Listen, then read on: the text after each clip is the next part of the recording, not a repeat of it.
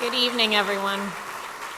I'm Laura Sparks. I'm the president for the Cooper Union for the Advancement of Science and Art, and it gives me such great pleasure to welcome you here tonight to our historic Great Hall for what I know will be an enjoyable evening with an artist whose work continually subverts expectations, defies categories, and ignites curiosity. All of these tendencies have a deep resonance here.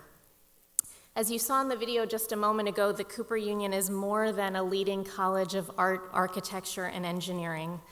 For 160 years, Cooper has been a New York City destination, providing a public forum for the nation's fiercely original, creative practitioners, from visionaries and activists like Ai Weiwei and Judy Chicago, to performers and cultural icons like Yoko Ono and Laurie Anderson, to Cooper alumni like Shigeru Ben, Milton Glaser, and our special guest of the evening, Daniel Arsham.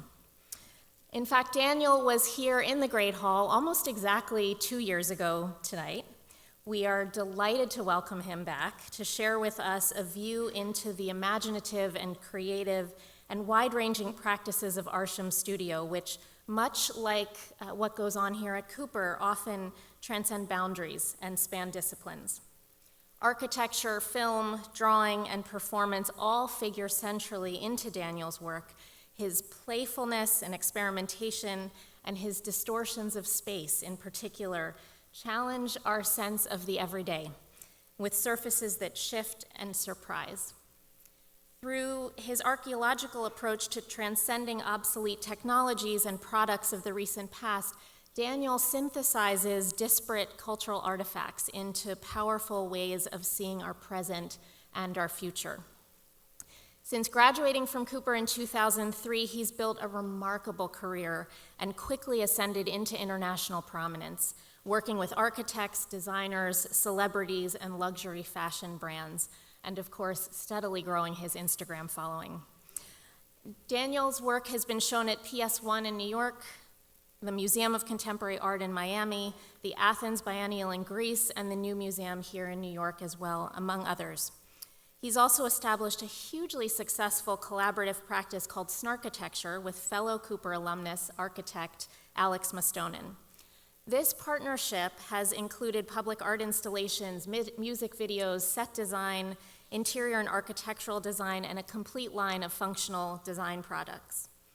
I'm pleased to announce that both Daniel and Alex will be honorees at a special upcoming benefit for the Cooper Union, helping to raise important funds to contribute to our plan to return to full tuition scholarships for all students at the Cooper Union by 2029.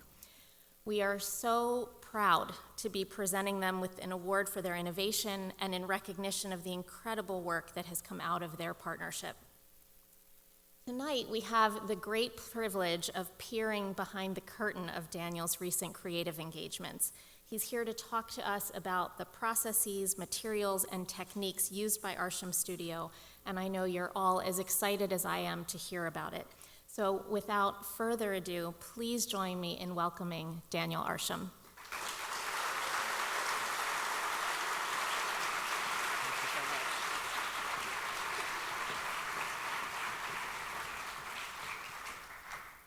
Thank you so much, Laura.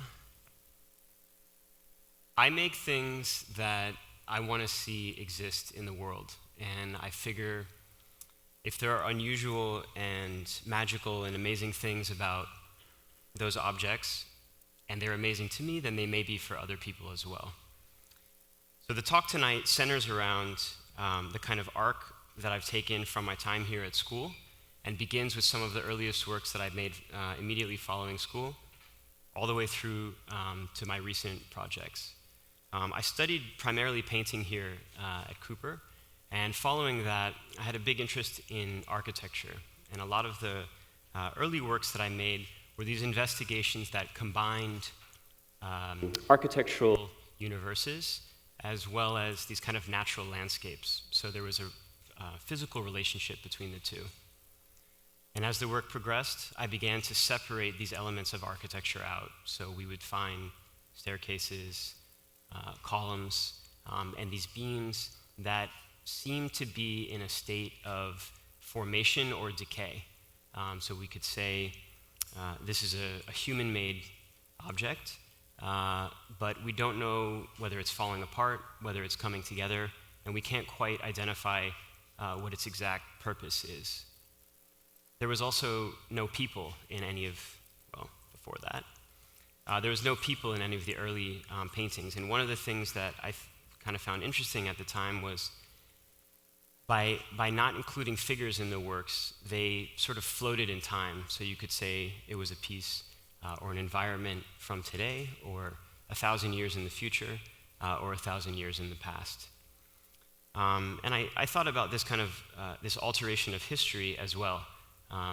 Made a whole series of paintings altering these kind of historical sculptural works, always done through the craft of painting. A lot of the early paintings also dealt with this kind of land art gestures into these other surfaces, surface of the moon, other kinds of fictional narratives that I was developing.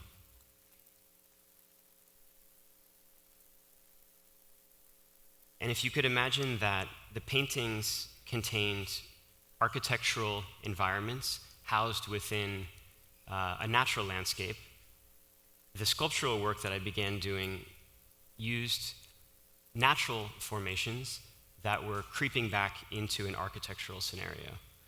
This is one of the first sculptural works that I made, and you can see the relationship between this and the early paintings. Also with the idea of something that is falling apart or growing together. So the columns could be reforming or actually in a state of decay. And I continued this kind of gesture into the surface of architecture, exploring various ways of manipulating the surface of architecture. This was a project in Greater New York in 2005. And when we think about architecture, we often think about it as a kind of additive process. So we build a floor, we build walls and a ceiling, and that contains the space. But sculpture often is thought of as an additive process, right? You take clay and you form something, or a subtractive process where you carve something out of a block of stone. This was a project kind of imagining an architecture of excavation, a subtractive architecture. This is very close to here at on Kenmare. And I also started to think a lot about other ways that I could sort of borrow ways of formation, right? Ways of disrupting the architecture. The architecture could be melting, could be rippling in the wind, could be becoming like liquid.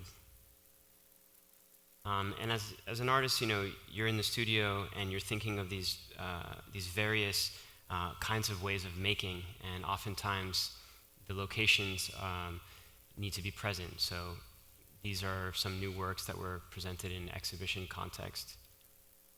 Finding other objects that I could integrate within the architecture, that I could allow to interact with the architecture.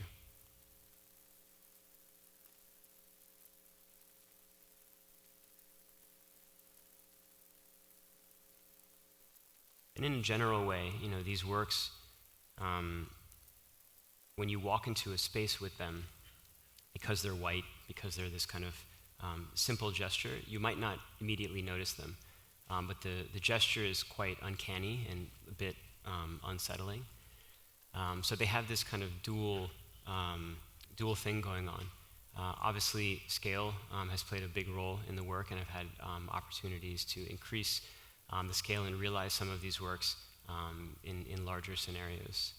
This was an exhibition in Moscow a couple years ago. As an artist, we're also often presented with difficult spaces to work within.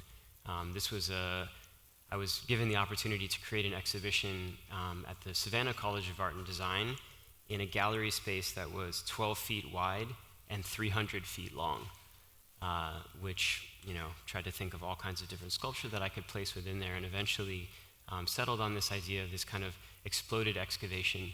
At one end, there was a perfect square, and at the opposite end was a figure. And as you move through the space,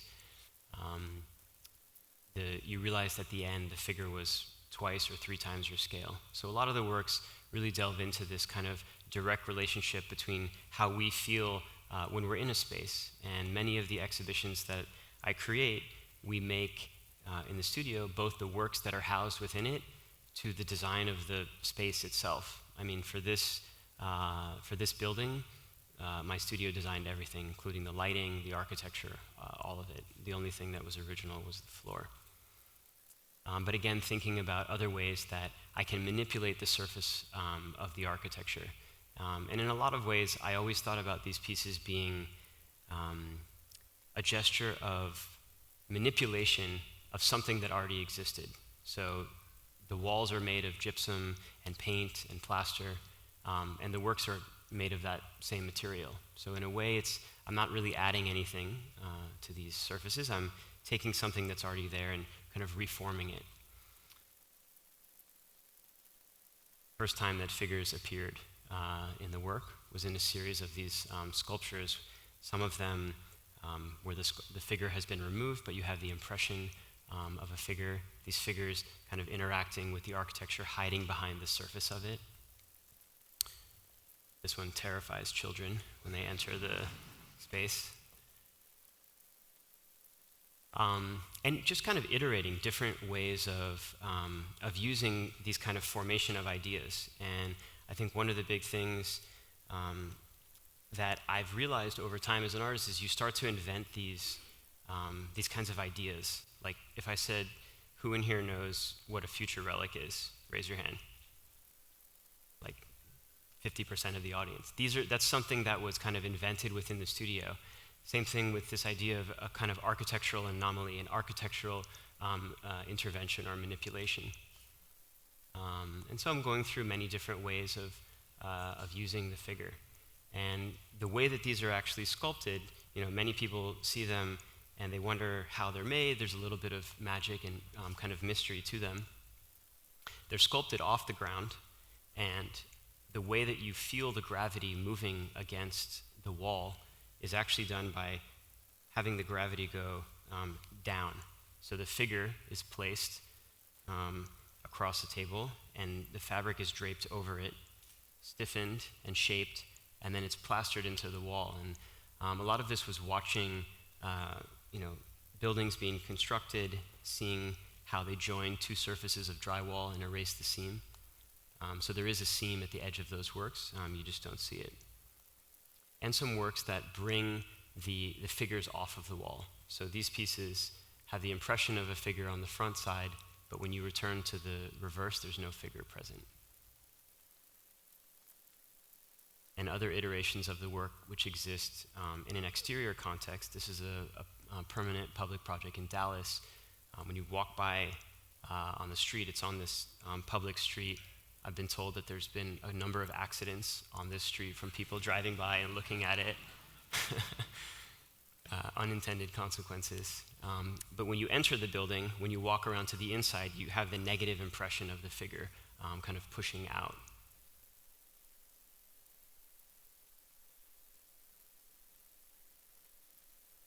And a lot of things in the studio are also these ideas that come about through drawing or sketching at a certain point, and through the physical ability that I have at a certain point in my career or practice, I'm just not able to realize. This piece was first drawn more than 10 years ago, and just the technical ability it required, like a whole structure above it had to be cast in multiple sections, and it was a very complicated work.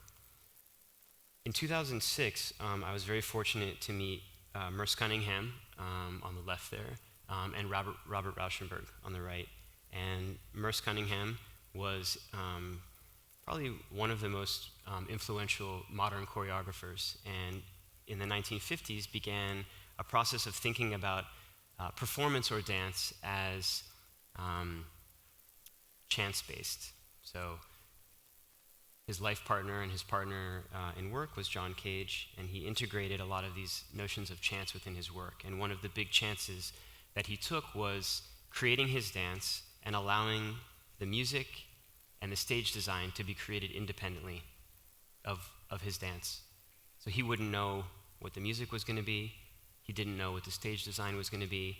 And so he called me and asked me if I wanted to do this, and effectively told me to make whatever I wanted and then show up to the theater a year later. So as a 24-year-old, just out of school artist, this was terrifying. And the piece that I created imagined an object sinking into the floor and then rising out of the ceiling, which was a technique that I had seen him use in his dances, where somebody would exit on one side, walk around behind the curtain, and come out the other. And then I continued making a number of works with him throughout the rest of his life. He passed in 2009, and this was the final stage design that I created for him at the Park Avenue Armory.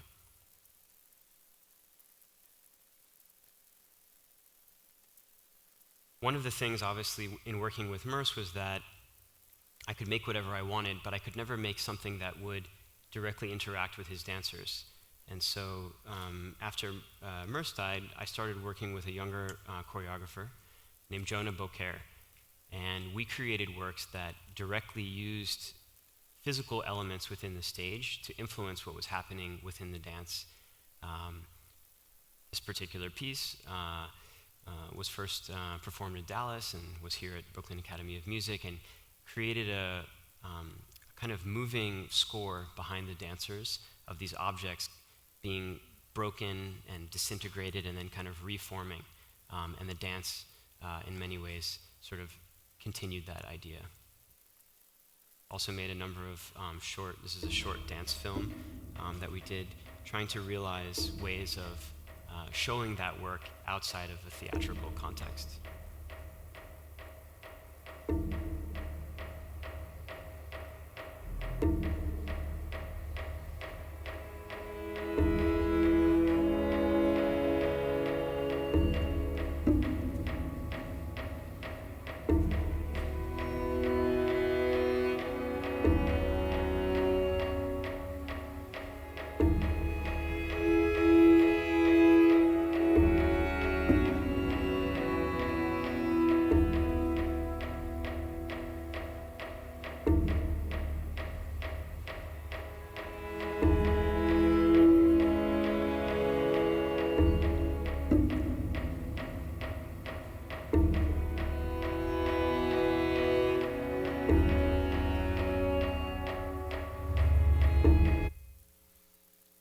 So I found other ways of also bringing dance back into the context of the gallery, and really figures came into my work, I think, in a lot of ways through my work with Merce and Jonah. In 2010, I was invited to create a series of drawings for a book in any location that I wanted to in the world, and I picked Easter Island. And this is a place which is famous for these moai statues, and it's also a place in which archaeologists disagree about the origin of the statues, about what happened to the people, how they moved the statues, how they were carved, and all of that. And when I returned from that trip, I really started thinking about archaeology as a fictional narrative, right? So if archaeologists couldn't agree, and we often imagine archaeology or history to be kind of definitive, could I then invent my own archaeology? Could I kind of reverse engineer these objects and push them into the future? And certainly I took casting classes here at Cooper, but many of the early pieces that I wanted to make were more than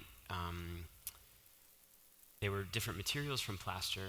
They were materials that I found would tell a different story about the objects, more than the visual nature of them could by themselves. So an object cast in crushed volcanic ash, crushed crystal. And I picked these materials because I felt they they were things that we associated with a kind of geological time frame. So I didn't take the camera and kind of paint it to look aged, to look decayed, like a trompe-l'oeil effect. It was really a reformation of the object as if time had eroded and transformed and caused this decay. And the selection of objects was often done for a particular purpose to lock these works into a moment in time. This is already future relic. Barely see these anymore. I take a picture of every time I see one of these in the airport or on the street in New York. And a lot of times I was picking things that were also these technological objects, things that I could group for a particular exhibition. Certainly I'm aware that when I'm showing my work in different locations, I need to pick things that are immediately identifiable and sort of mean the same thing to different audiences around the world. So I tended to pick things that were kind of the most iconic representation of an idea. I can show the basketball here, in Tokyo, in Brazil. It kind of means the same thing. And it's also an object that we know is from the recent past. It's not 200 years ago or 200 years in the future. This was the first opportunity that I had to continue that idea and realize not only the fictional archaeological objects, but the archaeological site in itself. And so I dug into the floor, created this excavation, and it was filled with thousands of casts of materials ranging from black volcanic ash on the exterior to the white crystal on the interior. When I proposed this this was at a space in Miami called Locust Projects, and the director of the space just about had a heart attack when I told her that I wanted to cut this massive hole into the floor of the building, and it was fine in the end. Another iteration of this work where I couldn't cut a hole in the floor, I created this massive pile. So, I think a lot of times for us, it's also about thinking of ways that we can be flexible with the gesture of the work. As the studio continued, the process of casting and the ability to cast other types of objects, I was really trying to push things along. And these were a series that I made of these cast fabric jackets. And there's no fabric inside the work. It's entirely made of this crushed crystal. But all of these little details, I think, can really tell a story about the works. And picking other types of sort of iconic objects.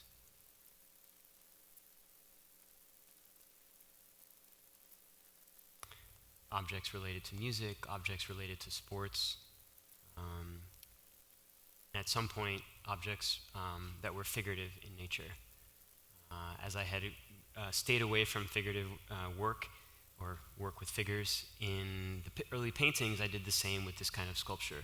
I felt it was a little bit dark in a different kind of way, but started this gesture of thinking about how these works could relate to historical sculpture.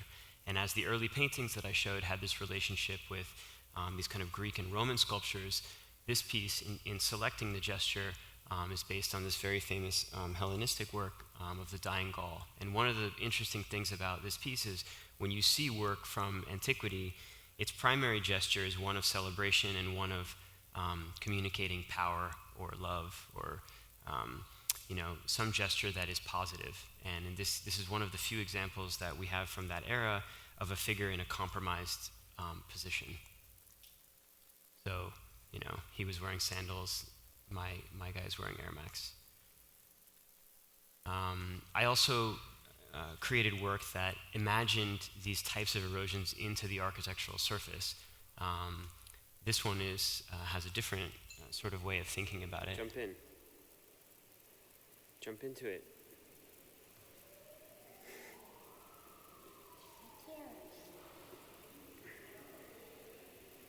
That was my son. So in the scale of the works, I had always wanted to do a car. And spent a long time thinking about, you could turn the volume on this down just a little bit so I can talk over it. I had been thinking about what kind of car, do I do? And I'm a huge Porsche fan. That certainly came up as an idea, but I am also a huge film fan. And the same way that the object selection within the smaller sculptural work, the basketballs and the radios and those kinds of gestures, have this kind of iconic status, I thought picking cars from a film could also do that. The DeLorean itself also has this other bizarre history where it was this kind of futuristic gesture, which in itself was a failure. The company produced 9,000 cars in total and then went bankrupt. And so the car has all of that history wrapped up into it. And so I created a full-scale cast DeLorean made in volcanic ash and crystal. And first thing I had to do was find the car. All of the objects, I need the original. And when we got it to the studio, I sat with my team thinking about how would we possibly do this, right? The crystal material that we use, it's quite resilient, but it's also it's heavy. And we decided at a certain point that this thing would collapse under its own weight. So the only way to do it was to take the whole car apart, keep the chassis, cast all of the sections of the car, and reassemble it back onto its original frame. So this was a complicated project, but we kept certain things within the car functional. It doesn't drive, though. And there was another car. This was an exhibition that I had here at Gallery Periton in 2018. And the other car in the film, in the exhibition, is based on another movie car. This one has an even more sort of bizarre and interesting story. So, Ferris Bueller's Day Off, the famous 1961 Ferrari GT California. This car is one of the most rare, it's one of the most rare Ferraris, one of the most rare classic cars. 55 of them were produced. So obviously I couldn't find an original. I started doing research into the film, and the car that he's kicking right now is not a real Ferrari. It was a replica produced by a prop master. And I read the credits of the film, found the prop master, called him up, and I said, "Do you remember this car that you made?" He said, "Oh yeah, I do cars for all kinds of films. Do you still have the mold of that car?" "Yeah, I think it's like in the back somewhere, like in storage." So he made me the original cast in fiberglass of the body, which they had created in the 80s from a real GT California. So the car that I made out of that has a link back to the original Ferrari and to the film as well. This one was a little bit easier because we didn't start out with the engine actually in it. But every detail of it is identical to the original. Following those two projects, a friend of mine started working in the marketing department at Porsche. And so I asked him if he thought they would give me a car. And he said, "No chance. They're not going to let you cut into this like German sports car." Took some time to convince him, and they gave me a brand new 992. So this is the first new iteration of the 911 series. And I worked with the engineers at Porsche to cut into the body of this car in a way that would still allow it to be functional. So this one's drivable.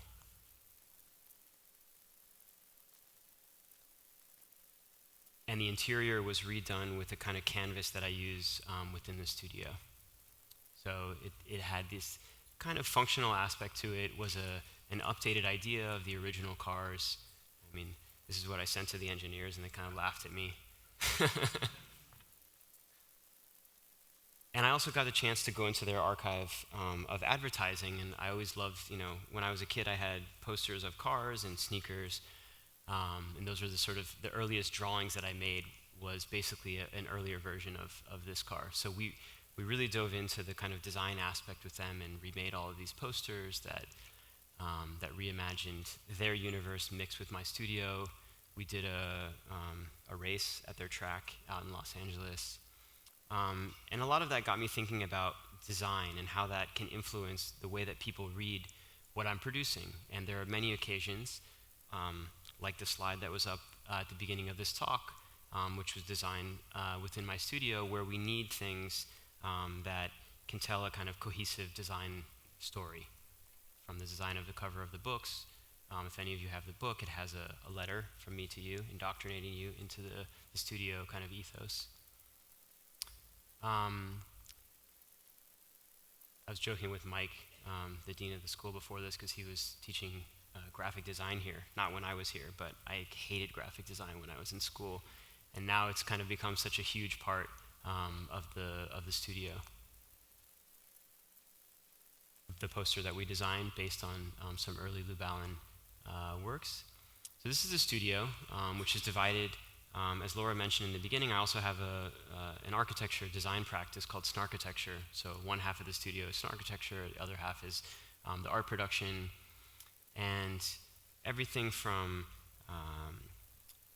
the business cards, any printed material, to the outfits and the clothing that we wear in the studio for casting.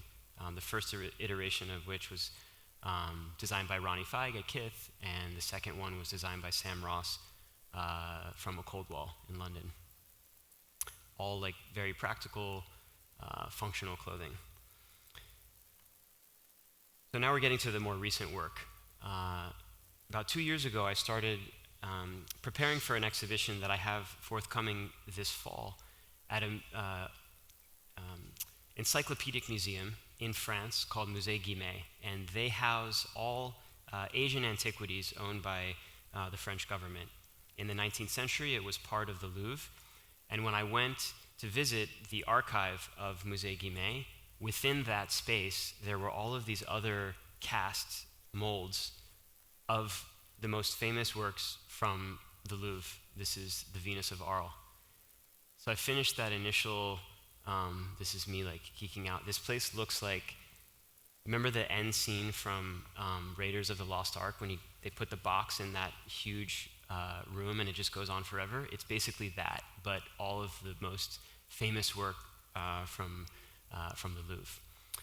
So they had already given me permission to cast things from Musée Guimet, and then I started asking, like, oh, can I borrow, can I use the Venus of Arles? Absolutely not. It's like part of French patrimony, as they say.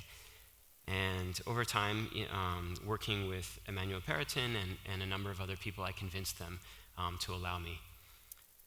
So some of the original works from the Louvre that they have molds of, Lucius Ferris, Melpomene, bust of Zeus.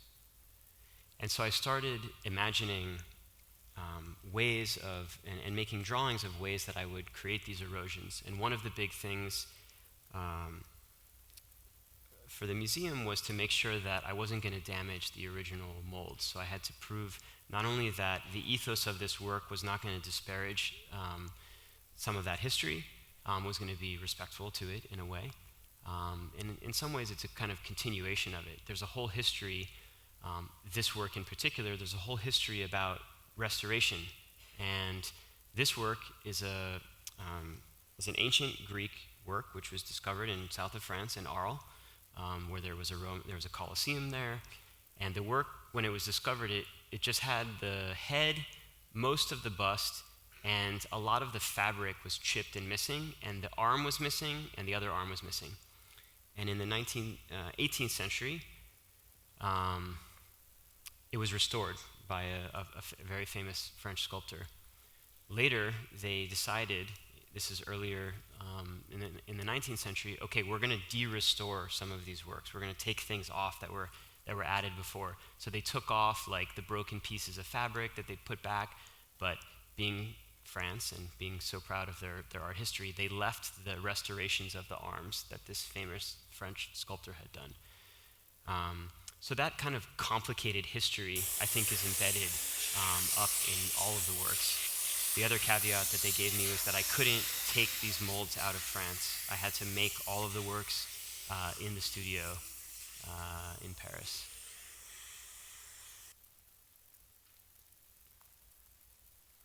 So this is the Zeus that you saw before from the Louvre.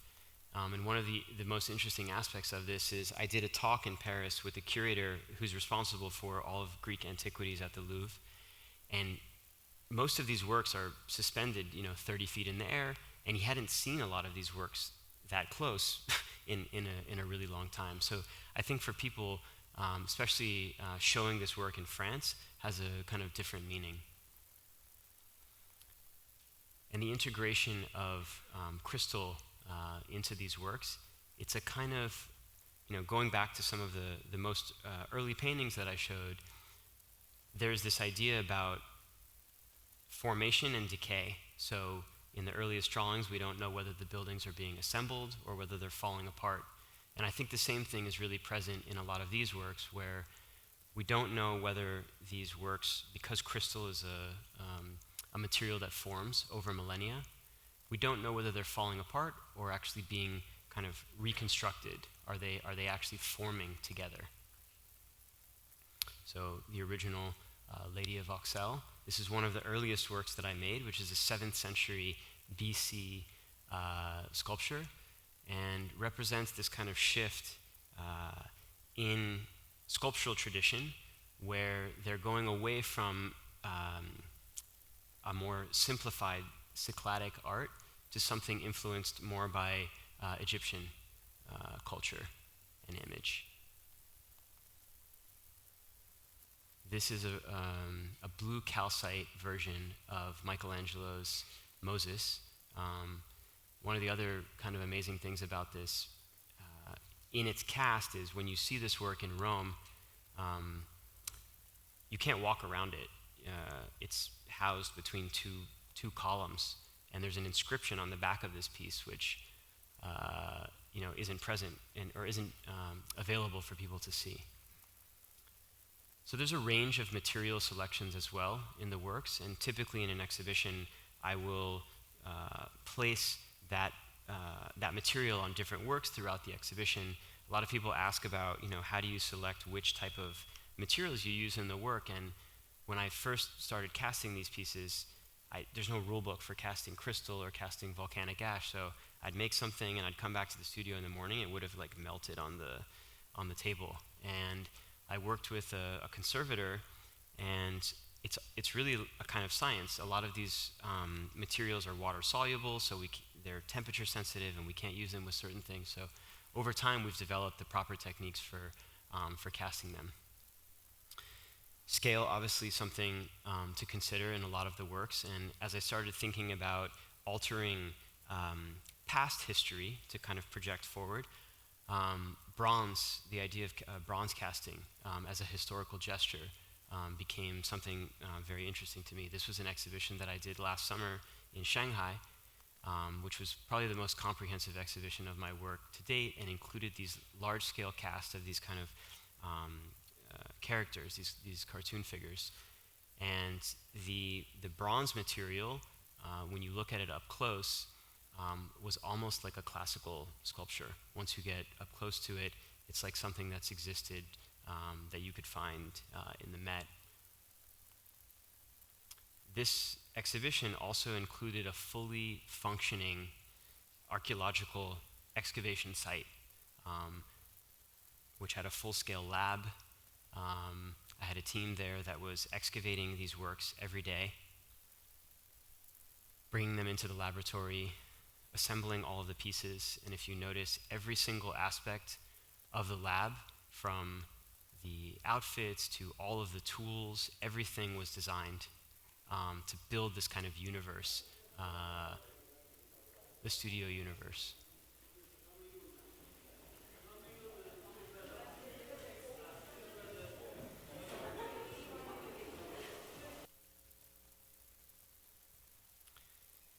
We even made these carbon copy sheets in which people entering the exhibition could take notes about their experience. They would leave the the white ones, and the blue one or the green ones were tacked up. All of the equipment that was in the laboratory was also this kind of ancient equipment. So for a lot of these exhibitions, I'm really trying to create a kind of comprehensive experience, right? So I talked a little bit before about, for me, architecture and the experience of moving through a space is in some ways as important as the works that are housed within it. So in addition to all of the casting assistants and mold makers and everyone, I have a dedicated exhibition designer within the studio who's really just thinking about how to create an architecture for these spaces. So he designed this entire lab. All of these posters and everything were kind of designed around building a universe, building a language.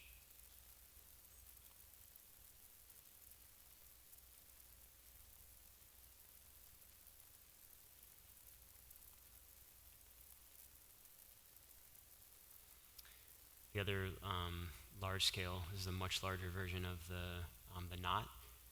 I told when I started this exhibition, I told the director of the museum that we had to build this new space. He kind of laughed, and then we really almost redesigned the entire museum, which they've now kept. So I kind of gave them this new architecture. This is a work that I showed earlier on in the space, but the video gives you a sense of causing you to slow down as you enter the exhibition. The first thing that you encounter is this thing that you can see through. You see a figure at the end, but you're forced to kind of meander through it, and it kind of intentionally slows you down. Wait till the end, though.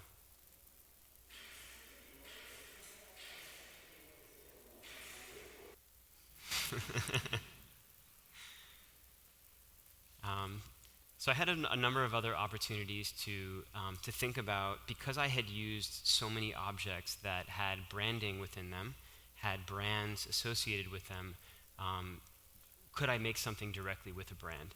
And I had been using Rimowa suitcases in travels for a long time, and did this collaboration with them in which a vintage suitcase, kind of attaché case, was cast and housed within, the kind of the typical briefcase that you'd find.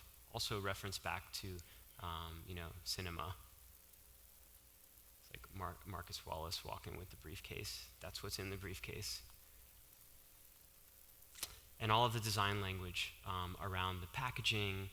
We created an entire ad campaign, which was wheat pasted around New York in advance of the release, which were these kind of like fictionalized travel posters.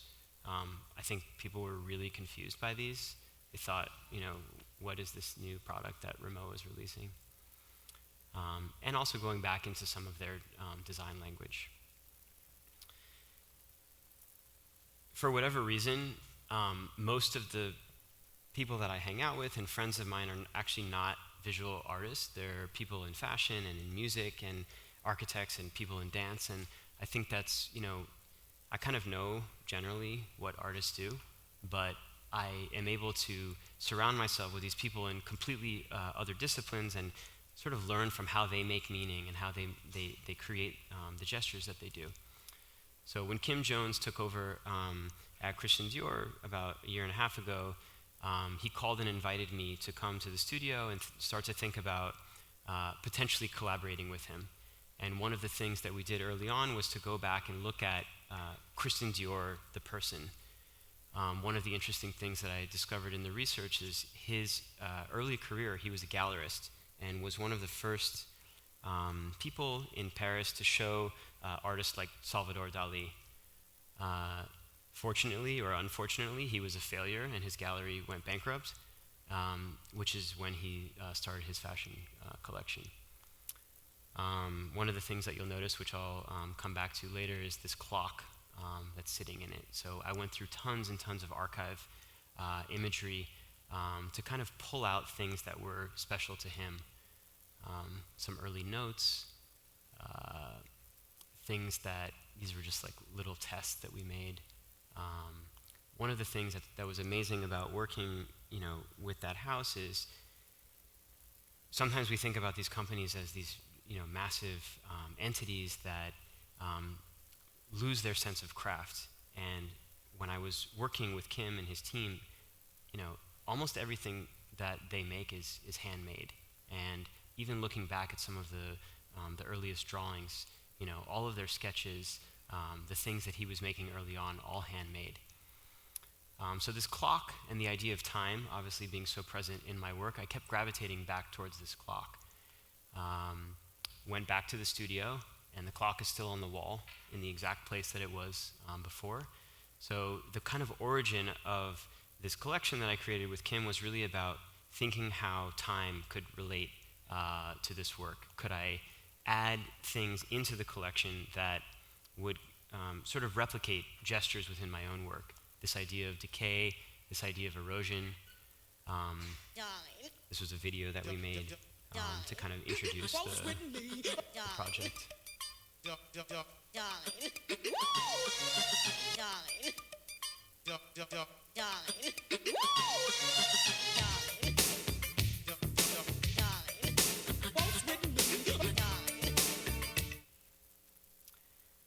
And we spent a lot of time working on every aspect of the collection, from the clothing to footwear to all of the knitwear to Yoon Ambush did the jewelry with me, and Stephen did all of the hats. I mean, it was kind of an amazing experience for me to see how much craft they put into some of these things. One of the things that I found early on was this telephone. There's a lot of photographs, for some weird reason, of Christian Dior on a phone a lot. He'd be sitting at his desk, so this was the original phone that was sitting on his desk, created a kind of future relic version of it. Also went back into more recent collections. This was a newsprint that John Galliano made for the 2000 collection, which Kim sent me, sort of, do you think this is interesting? Could you do something with this? So I took out all of the images that were in the original newsprint and some of the text and replaced it, and that became an entire kind of sub-collection. We created these crystal clear boots based on a lot of the work. Somebody's in the front row here is wearing a pair of those. And I think for one of the amazing things for me was I didn't really know how to start this process, so I just started casting things, from the studio. Cast of a saddlebag, which they then made into this amazing, functional cast saddlebag.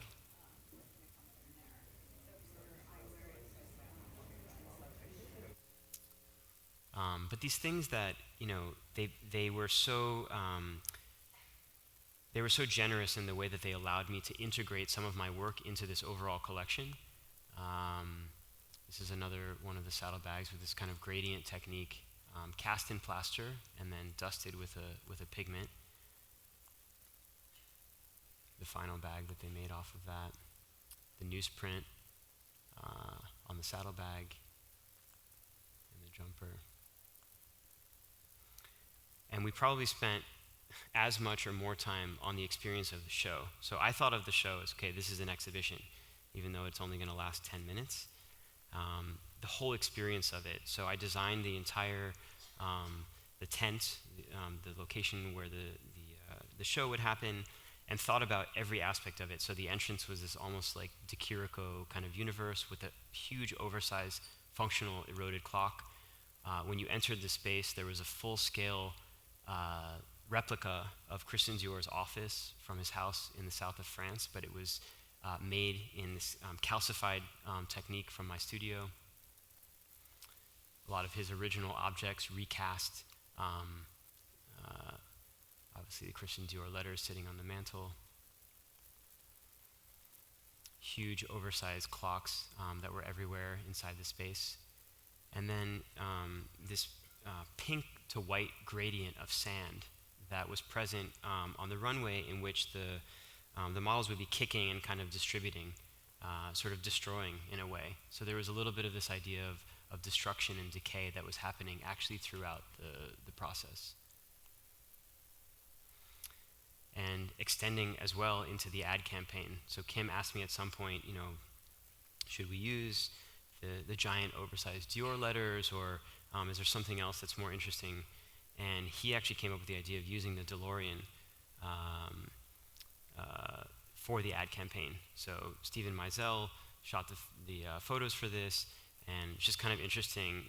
A lot of my work is about taking these kind of mass-produced cultural artifacts, reforming them into these sort of eroding, decaying objects, and representing them. And now, in this gesture, it's kind of re-entered the public sphere, right, in another way. And the newest project, which I just announced last week, which I'll be releasing more of next month, I made a sculpture of Pikachu like 2 years ago. And Pikachu, part of the Pokemon universe, Pokemon company called my gallery in Japan, and he was afraid, okay, they were going to get mad that I used this piece without their permission, but actually they said, can we do something larger? Can we do something bigger together?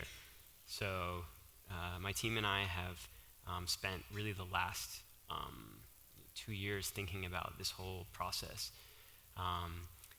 As an artist, I think that there are artists who make work by themselves, who don't rely on a team, and because of the larger gestures that I'm trying to create, I really have to rely on the skills of so many different talented individuals, sculptors, designers, my bookkeeper and my accountant, and a lot of them are here. You guys want to all stand up? All my studio stand up right now.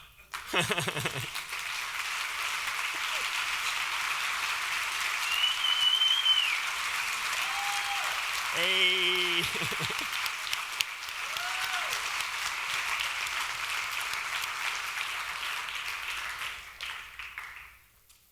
So all of them support my work, on a daily basis, and I'm very grateful for that. So that concludes the talk. In lieu of answering direct questions, I asked this morning on my Instagram for people to ask a number of questions. So I picked a few of them that I thought were somewhat relevant and addressed things that I didn't necessarily talk about. So the first one: are there any conflicts while working with ultra brands, like for instance between you and Dior, and where the line crosses between creativity and commerce? So certainly Dior is not the first brand that I've collaborated with, and when I started to think about engaging this idea in my work, one of the questions from my gallerists, from a lot of my collectors, from friends of mine, was sort of like, are you comfortable allowing this brand to use your creative output to sell their product? And I didn't understand at the time, these are people who love Warhol. They understand this kind of idea about everyday life and the mixture of kind of pop culture and that universe in art. And so my thinking was the opposite. I thought, how do you not see that I'm using those brands to get my message out? And that's true for the collaborations that I did with Adidas and Rimowa, as well as this very large project with Dior. And I think for me, it's been about being clear from the beginning about sort of what's off limits. But I want to see art in everyday life, and I think that in a lot of cases, certainly it's not for every artist, but I've found ways to use that actually to my advantage. How can emerging artists connect with influential dealers like you had with Emmanuel Perrotin? Peggy, you should take a picture of that for Emmanuel.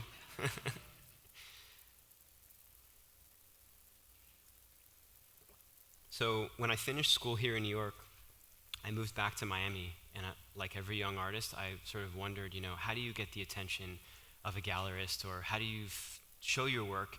The art world is a very kind of,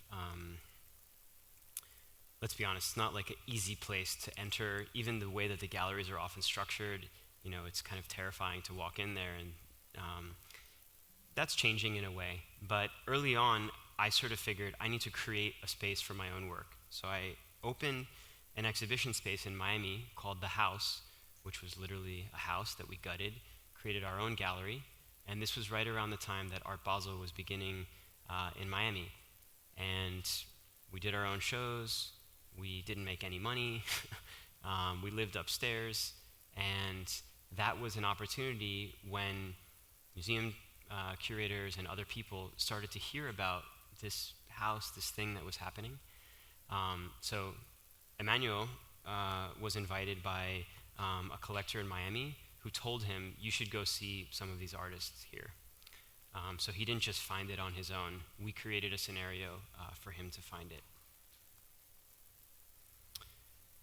Excited for tonight. I'm wondering if one, if you ever run into any copyright issues, and two, the process to get approval for the Casanova statue, other molds. So the question of copyright certainly comes up a lot in my work, and you know, I have an excellent lawyer who I've had for the last 15 years, and I've never had an issue with this, and part of the reason is there's a provision in copyright law called fair use, and essentially that means that as an artist, we can take things that may be otherwise copyrighted if the gesture that we're making is impossible to communicate without that mark or without that idea housed within it, and we're not disparaging it in a certain way, we have the right to use it, right? And this is true in the United States. It's not true everywhere around the world, but that fair use clause protects the work. And I think another way to think about it is when I cast the Spalding basketball, I'm not making a basketball. I'm making an artwork that looks like a basketball. If you drop it, it's not going to bounce. If I did make a basketball in my own way and it had the Spalding graphic on it, that might be a problem for them. Spalding's a funny one because after I did the cast, they also called me up and said, what else can we do together? So usually it's the opposite. The process to get approval for the Casanova statue, so the molds that I made works of from the Louvre, those are obviously artists. They're died 2,000 years ago in many cases. And works that artists make today in US law, at a certain point they become part of public domain. So if anything that's past a certain point, we can use it as a gesture, right? Rethinking it in a way. What's been the biggest hurdle you've had to navigate in your career? What's your biggest motive as an artist?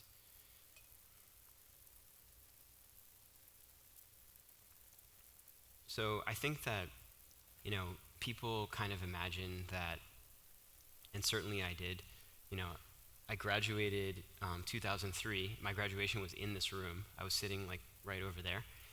And the commencement speaker was Laurie Anderson. And at the time, she had just finished this big project with NASA, and I was thinking about this in the back room before this. It's like you imagine when you're a student and when you're a young artist that you just reach a point in your career as an artist that you're just like the shit, and nothing can touch you, and you don't have any issues, and you just have any project that you want is like gonna come through the door. And that's the opposite of the way it is. Hurdles that I have to, deal with in my career, it's kind of every day. There's, dealing with running a business as an artist, trying to navigate, problems of creation, and really I think it's about staying continually motivated and focused. And a lot of one of the things that I did early in my career is to keep a very regular schedule. So I show up to the studio at 9, whether I have something to do or not, and I leave at 6, and things happen while I'm there. So that's the end of the talk. Thank you all so much. It's great to be back at Cooper. And as Laura mentioned, there's a big event happening in June here. So we're in discussions about some interesting stuff for that. And I hope you all enjoyed the night. Thank you.